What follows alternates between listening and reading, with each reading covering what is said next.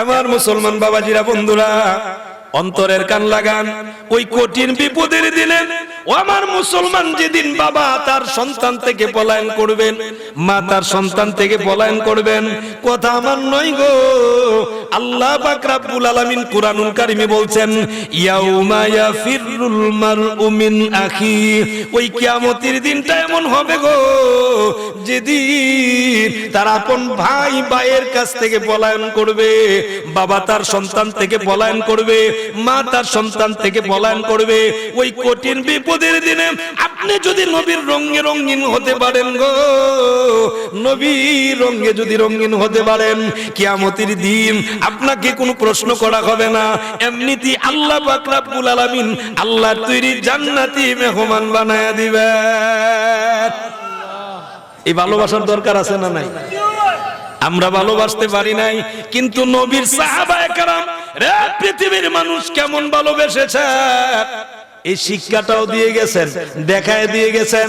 এমনই একজন সাহাবীর ঘটনা আমি আপনাদেরকে শোনাই। কষ্ট হইতেছে? কষ্ট হইতেছে? একটু জোরে বলেন না মারহাবা। আমার বাবাজিরা, বন্ধুরা আমার, আল্লাহ নবী রাহমাতুল লিল আলামিনের জন্য জীবন দিয়ে উৎসর্গ করেছেন নবীজির ভালোবাসায়। ওই সাহাবী হলেন হযরতে হানজালা রাদিয়াল্লাহু তাআলা। সুবহানাল্লাহটা জোরে বলেন। কেমন সাহাবী ছিলেন উনি, জীবন দিছেন, তাও কোন পর্যায়ে? সাহাবীকে নতুন বিয়ে করাইছে। আমরা সমাজের কাউরে যদি নতুন বিয়ে করায়, বেচারা যদি সরকারি চাকরিজীবী হয়, তারপর অন্তত পক্ষে 3 দিনের ছুটি বেচারার আছে, ঠিক নেই? যত বড় চাকরি থাকুক, যত বড় দায়িত্বই থাকুক, বিয়ে করাইলে তার এই কিছুটা সময় তাকে ছাড় দেওয়া হয়। দেওয়া হয় কি হয় না? মসজিদের ইমাম সাহেব যদি হয়, এমন অনেক ইমাম সাহেব আছে না এখনো বিয়ে করে নাই, তো উনার যদি বিয়ে লাগে, তখন দেখবেন মসজিদ কমিটি তখন বলে, হুজুর অসুবিধা নাই, আমরা প্রয়োজনে যেভাবে মসজিদ চালাইবো, কিন্তু উনার একটু সুযোগ, আপনারা আমরা সুযোগ দিলাম, আপনি কিছুদিন বাড়িতে অবস্থান করবেন। সুবহানাল্লাহটা জুড়ে বলেন। সব জায়গায় সুযোগ দেয়। নবীর সাহাবী হানজালা রাদিয়াল্লাহু তাআলা উনাকে নতুন বিয়ে করাইছে। আল্লাহর রাসূল উনাকে রুখসত করে দিয়েছে, যাও তুমি বাড়িতে থাকবে।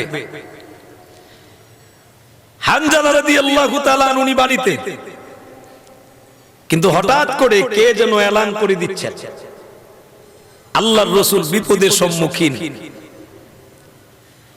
আল্লাহর রাসূল বিপদের সম্মুখীন, এই সংবাদ যখন চলে আসছে, হানজালা কেমন আশিক ছিলেন, কেমন প্রেমিক ছিলেন। সুবহানাল্লাহটা জুড়ে বলেন।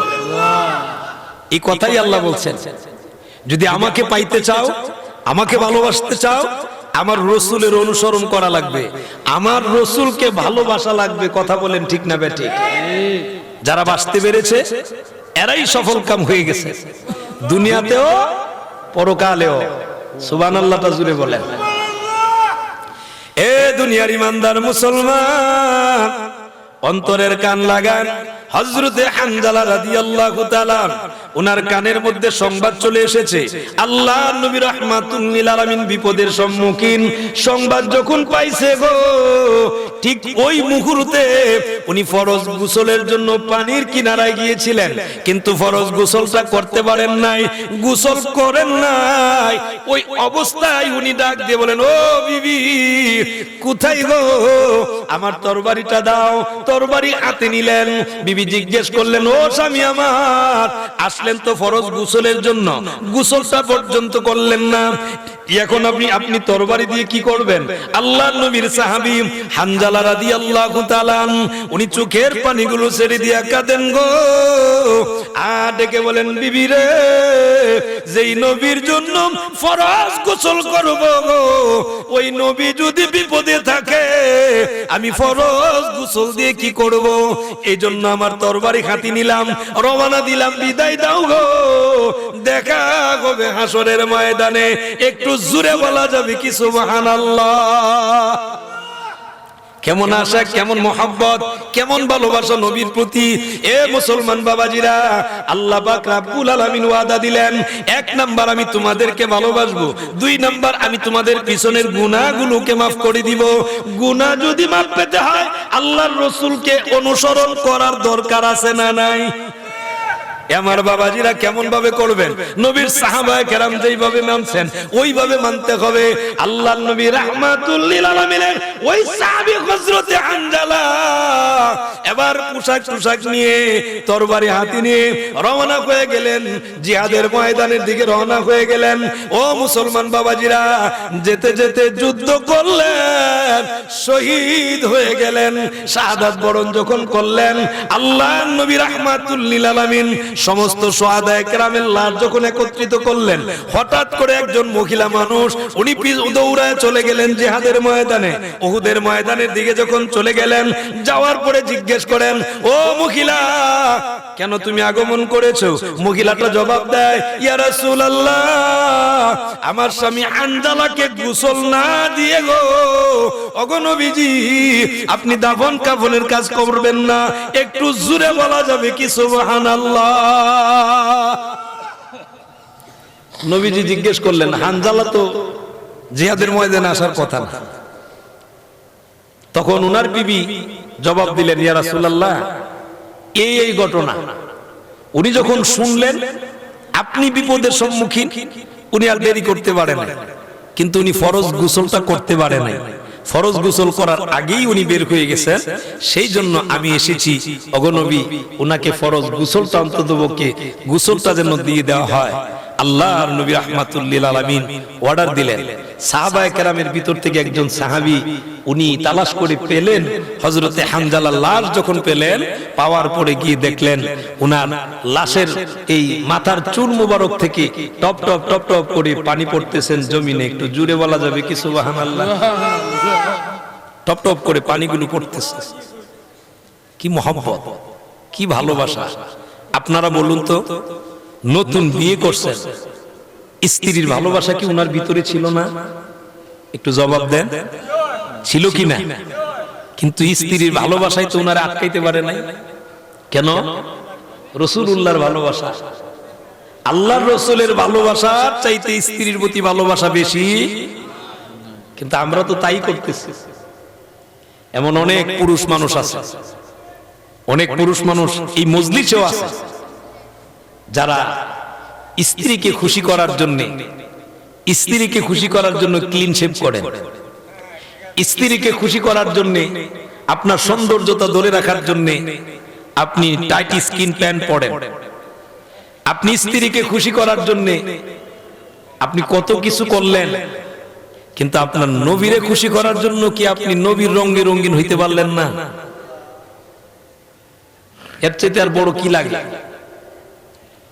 মানলে ছোট্ট একটি কথাই যথেষ্ট, আর না মানলে হাজার কথা শুনলেও লাভ হবে। ঠিক না বেঠিক? হাজার কথা শুনলেও লাভ হবে না। আর যদি মানতে পারেন, একটি কথাই আপনার জন্য জীবন পরিবর্তন হওয়ার মতো কথা বলেন। ঠিক না বেঠিক? রে মুসলমান বাবাজিরা, নবীজিকে আমার সংবাদ দেয়, ইয়া রাসূলুল্লাহ, ইয়া হাবিবাল্লাহ, নবী গো, এই যে দেখেন আপনার হানজালার চুল মুবারক থেকে পানি টপ টপ করে পড়তেছে। আল্লাহর নবী রাহমাতুল লিল আলামিনের কাছে জিবরাইল আগমন করলেন, সালাম দিলেন, সালাম দিয়ে বললেন, ইয়া রাসূলুল্লাহ, ইয়া হাবিবাল্লাহ, নবী গো, আপনার হানজালার গোসল হয়েছে, কিন্তু দুনিয়ার কোনো পানি দিয়ে নয়, আপনার হানজালার গোসল দিয়েছেন স্বয়ং আল্লাহ পাক রব্বুল আলামিন জান্নাতি পানি দিয়ে। দুনিয়ার পানি দিয়ে গোসল দিছে না। হানজালার দাম কমছে না বাড়ছে? সুবহানাল্লাহ, তো জোরে বলেন।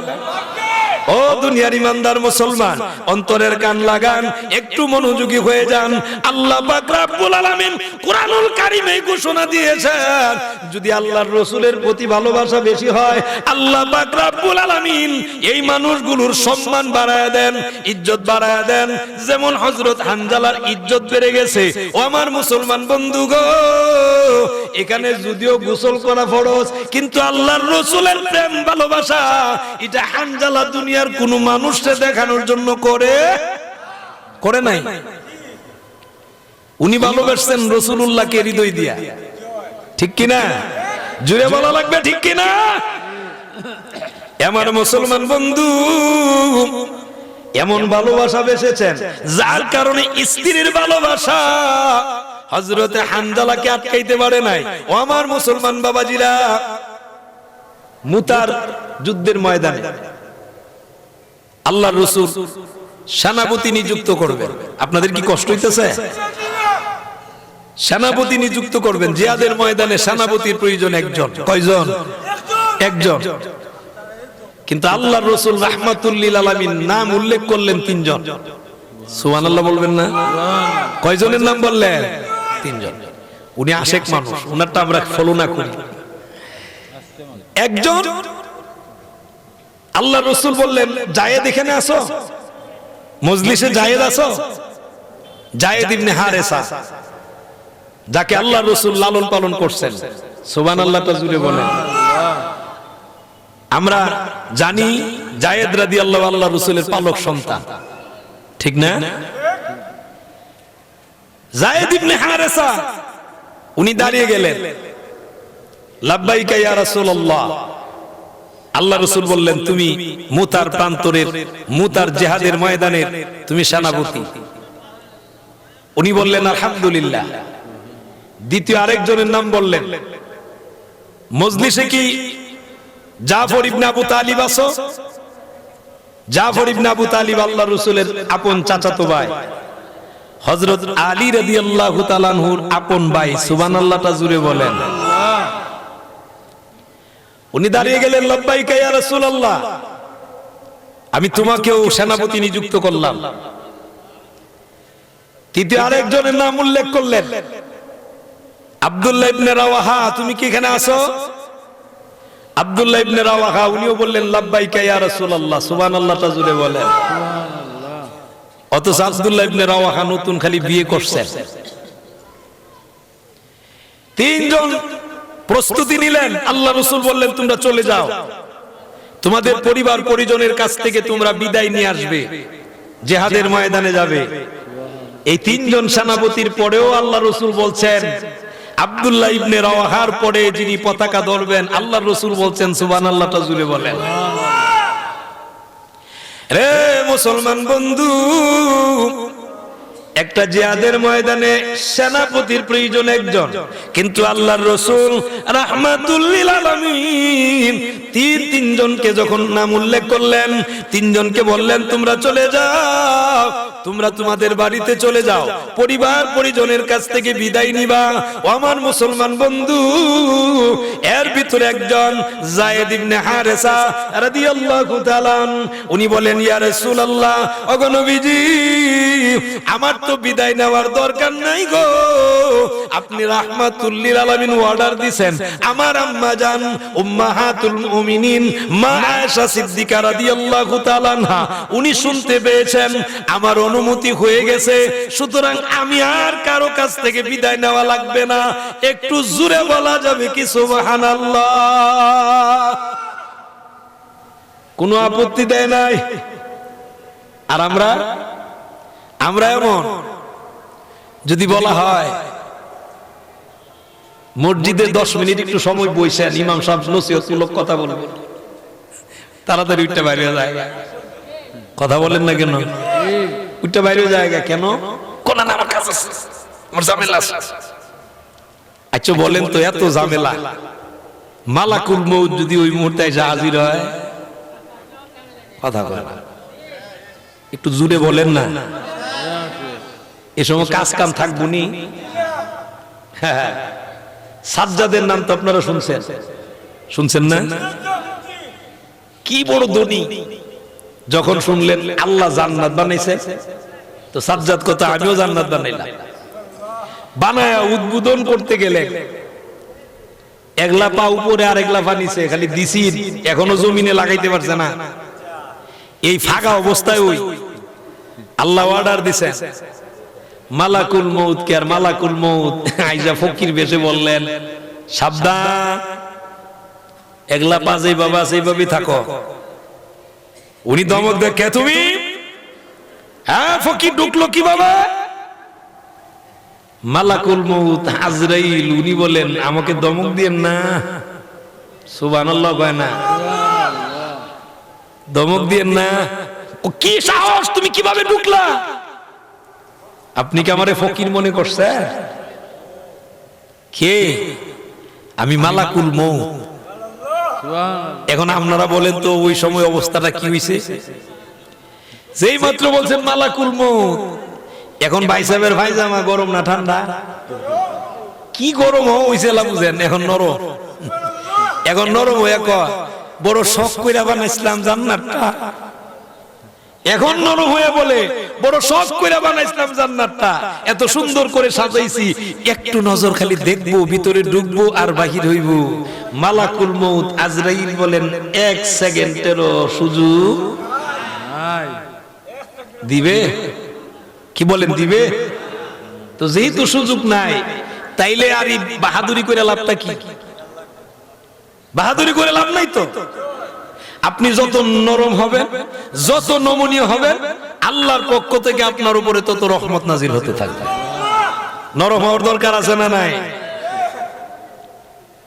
এ মুসলমান বাবাজিরা, আল্লাহ নবী রাহমাতুল লিল আলামিনের সাহাবী জাফর ইবনে আবু তালিব, উনি চলে গেলেন, রুমের ভিতরে চলে গেলেন, বিবিরে গিয়ে ডাক দিয়ে বলেন, বিবি গো বিদায় দেন গো, দেখা হবে হাসরের ময়দানে। একটু জোরে বলুন সুবহানাল্লাহ। বিদায় দেন, দেখা হবে হাসরের ময়দানে। আপনারা যারা উঠতেছেন, আপনাদের যদি হাজত থাকে উঠতেন, আর হাজত না থাকলে উঠতেন না। আপনারা একজন উঠবেন, আরো দেখা দেখি 2-4 জন উঠবেন, ঠিক না? হাজত থাকলে এটা ভিন্ন বিষয়, আর হাজত না থাকলে উঠতেন না। উনি বিদায় চাইলেন স্ত্রীর কাছ থেকে।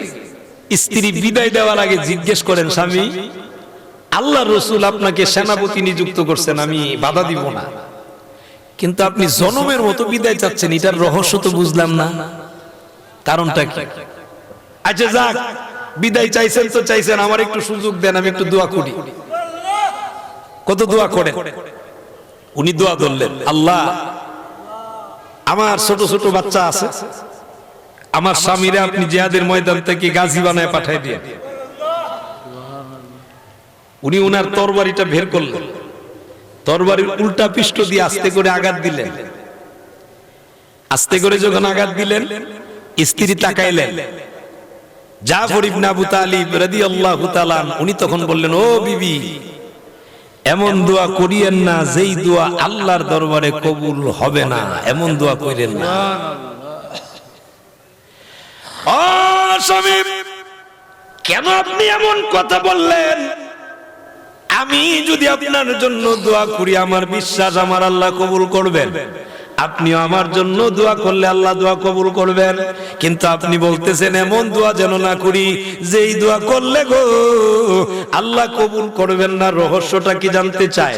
এবার আমার নবীর রাহমাতুল লিল আলামিনের সাহাবী জাফর ইবনে আবু তালিব ডাক দিয়ে বলেন, বিবি রে, এখন রহস্য যদি শুনতে চান শুনেন।